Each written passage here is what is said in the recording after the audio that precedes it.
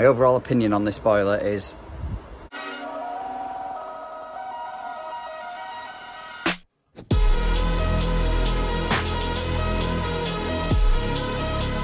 YouTube, welcome back to another episode of Life of a Jobbing Plumber.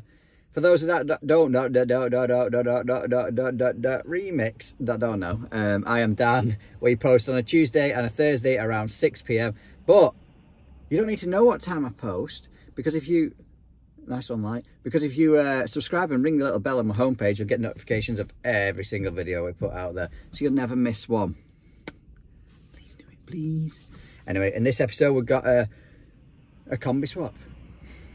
They never film very well, but I'm going to try and mix it up a little bit to make it a bit more entertaining, because at the end of the day, you're just taking one boil off the wall, maybe tidying the pipework up a bit and throwing a new one at it. But there'll be tips and tricks on the way, so I hope you enjoy it. Don't just turn off just yet. You might learn something. I might learn something. I might make a mistake. Don't know till we get there. Anyway, let's get straight into it.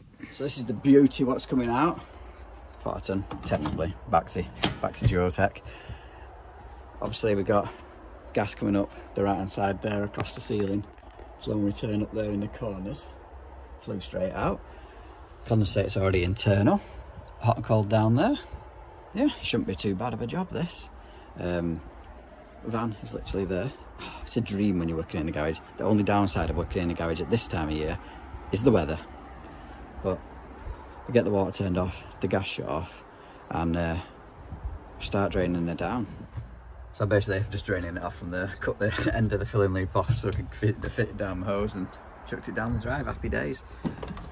So I'm gonna, well, the electric's already disconnected because obviously it's only on a 3-pin plug. Happy days, done. I'm gonna start trying to take this boiler off the wall then.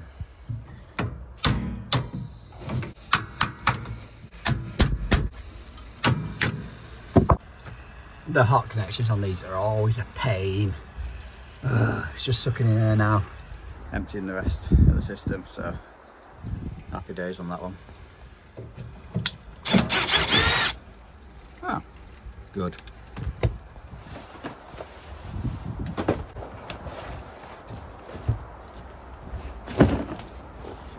What chances it's going to rain? It's definitely windy.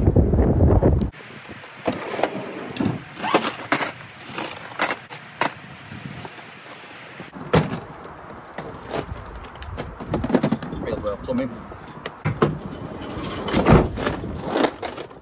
Don't be cemented in, please. Don't be. Oh yes! Don't even feel like it's screwed either. That should pull straight out. Dream. Just unbox the boiler, and Baxi are now putting this little cap in. I suppose it's to stop any rubbish going into the heat exchanger. It's a good idea, but mind you, I don't think the fluid would go in with that in place anyway. But I was going to say, if you left that in, I was trying to put the fluid in, or put the fluid in, that would be a nightmare. So basically I'm going to strip as much out of this as possible just to make it as light as possible. Because that's revealed our boiler jig now. Obviously our flue hole. Looks like it's been drilled downhill the wrong way for us, so we'll have to see what we can do with that, with the flue. Yeah, do a much easier Baxis when they had a proper jig to pipe up first, then drop the boiler on, but a lot of companies now are doing that where there's no actual physical jig you pipe up to. You just normally hang the boiler and pipe up to it, hence what we were doing with the Baxi 836 Combi 2.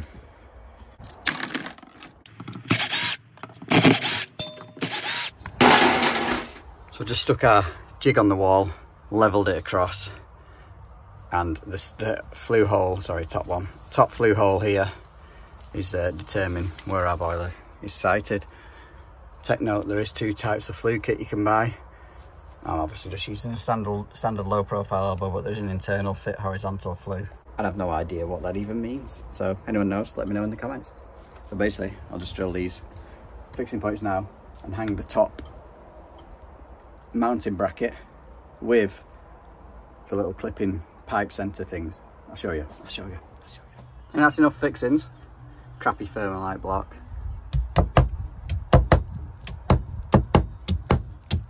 This is obviously our bracket, and if you weren't going down the back with the pipes, you wouldn't need this part, but that is going to sit on there like that, 3 on this side, 2 on that side. You can put it the wrong way around, but if you look at the template, it shows you that the 3, if you don't, goes on the right hand side, 2 on the left. And the gas needs a little dog leg again to avoid the flue if it's going straight out the back. If it's on a side exit, then yeah, you don't need to, well, you do need to dog leg it because this clipping thing's got to, yeah. Anyway, that's going to go up there like that. That is, yeah. Somewhat like that. This way it can go actually, because it's the old thermostat wire, and obviously we're not using that. Oh, it's only into that box. That whole box can actually go. Thank God for that. It's a mess. So yeah, something like that. So what I'll do now is I'm going to drop. What am I going to drop down the back? I'm going to drop, I don't know. I'm definitely dropping the return down the back. The hot and cold obviously come up through the ground, so from below, so they're not going up the back. The flow, I personally think I'm probably going to leave the flow as it is because it comes through on a hand pulled bend up there. So unless I come off here and then across and then down the back, which will look unsightly, I'm probably going to leave that, cut it off there, extend it down before hanging. I know I probably won't need to, I'll just cut it off there. Talking myself out of it. But yeah, the return's definitely going to go up the back and then the filter up here. The gas again, I'll probably just leave where it is. Because it's got a T on down there to the gas hob in the kitchen. I was going to drop them all down the back, but no, it's just the return. So that right there is my return pipe, and that's just going to have the filter on straight up into an elbow from the pipe coming through. Just connected up at the bottom here. Obviously that cap there is for our filling loop, and this pipe will be redundant. We'll cut that off shortly, out the way. This cold pipe is constantly dripping, soaking everything, and obviously this is going to come elbow up and in, lovely like that. I'm not going to bore you with pit fitting pipe, I'll just keep checking in every now and again. So we're checking in. That's our cold in. I'm going to put a shock arrestor on this because it's got a water meter. So how this works is when you shut off the cold supply to anything or the hot, a tap, so you close the tap, you get a blast in pressure. It's got a special name, but I can't remember what it is. Amazing. Yeah, and so let's say you have a 3 bar water main incoming pressure. When you close the tap, it can actually rise to something up to like 15 bar. So this takes that shock in pressure. It's like a mini expansion vessel. You can get a spring version, which are probably better, but I've used these Technic ones for a long time. This one's just got, comes with, you can get them that you have to get an iron to copper to, or nut and olive, which is what that's going to do. It's sticking out a mile straight off a T, so I'm going to put a 45 in that and kick it round in front of them. The flow and the hot and the gas pipe, but obviously I need to do the gas pipe before putting that in, otherwise I'll never be able to crimp an elbow on. But yeah, that is where we are up to. That's not finished. That's why it's making everything look not square. I wanted to leave that little preformed bend in.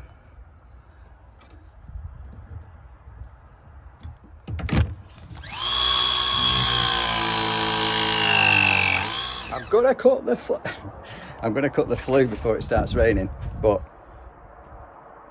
the angle grinder leaves so much ringing in your ears. So does a multi-tool, to be honest, so I need to start wearing these more often. These are my safety glasses, but they're that scratched, it's probably safer to not use them. Oh yeah, baby. Flue shoe for holding these, but that's my flue shoe. Doing flues on your own, I always mark the depth it's got to go into the flue elbow on the inside. It's hard to tell whether it's gone in. Like I say, when you're on your own, it's different when there's 2 of you, one pushing from outside in.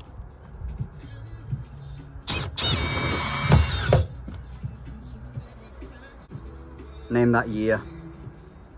Just about see the pen lines. That's what I meant about making sure it's fully in its socket. Obviously got half-inch screws there to secure the flue pipe to the elbow. Some inch screws to screw the elbow to the turret. And now I'm just going to move on to doing the filter. It's going to go something like that, straight up into an elbow. Lucky I brought this because there's a lack of brews in this house.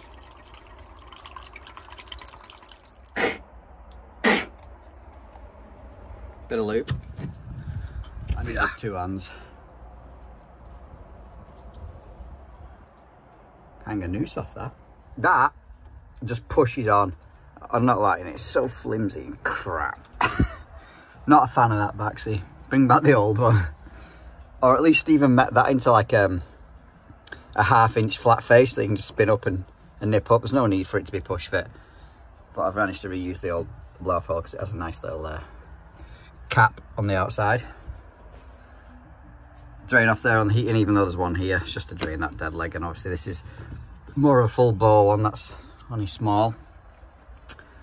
Shock arrestor in. I just need to figure out what I'm going to do with this. I don't know whether to move it and come up here and then straight up. Oh no, because we're on this side, aren't we now? Forgot about that. It's not in the original place where the 600s and 800s were. It's there's a lot going on in this corner. I mean, I can't even get an elbow on that to go straight past that valve. I have to come down first and then across, which is ruining my work. So on this here, where your wiring comes in, I'm doing the wiring before the condensate so I can get it in its purge mode first whilst I do the condensate pipe. You have the live, neutral and earth, which is this plug here that I've just disconnected to wire it up. This is your link for your thermostat if you're not using open firm. Obviously open firm's on this side. So the reason why I'm videoing this bit is because it's a bit easier to get 2 cables in than the original 800 series, 600 series. Still not ideal, but as soon as you unplug it, there's no markings on which is live, neutral and earth. So simple colours or letters on that will be perfect, because you have to make sure you keep putting it in the right terminal, if that makes sense. I mean, the only other one of these I've fit is a system 2, and I didn't really like it then. I don't really like this now. I prefer the old one, but you can get the platinum compact, which is the old one, and I've done a video on that a few weeks ago. So if you want to see what that's like, then go and check that out. Just cover the lighting with my head. Baxi are currently running a promotion where every 3 of these you install, and there's something else that's on that list as well. I can't remember, you'd have to check on their website. Every 3 of these you install, you get £300 cash back. So you can do that up to 9 boilers, so you could get a total of £900 cash back. So I was already on 2, so this will be my 3rd, so at least I'll hit 300 for this little cashback rewards that they're doing at the minute, if that makes sense. Go check out the Baxi website for more details. It's so annoying. Clip's not strong enough, and these magnets, they're supposed to make stronger. Again, not strong enough.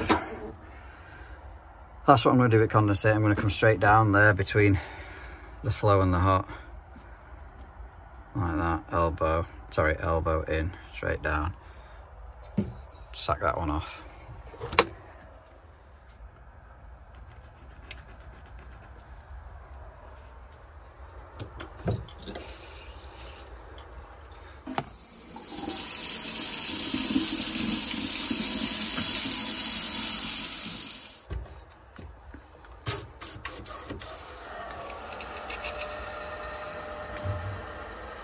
Internal pressure gauge, not a good idea again, but mind you could fit an external filling loop with the gauge in it, so that could overcome that problem.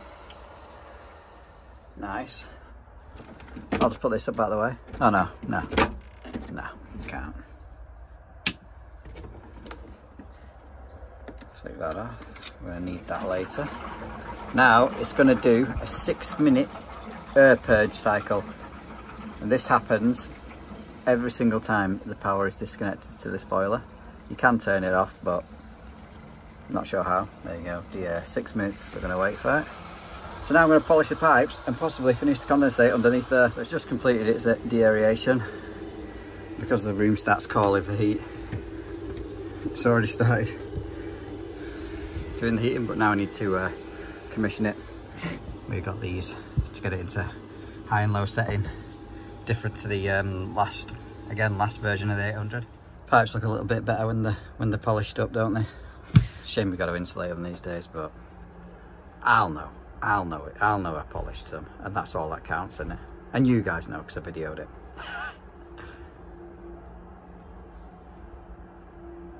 Beautiful.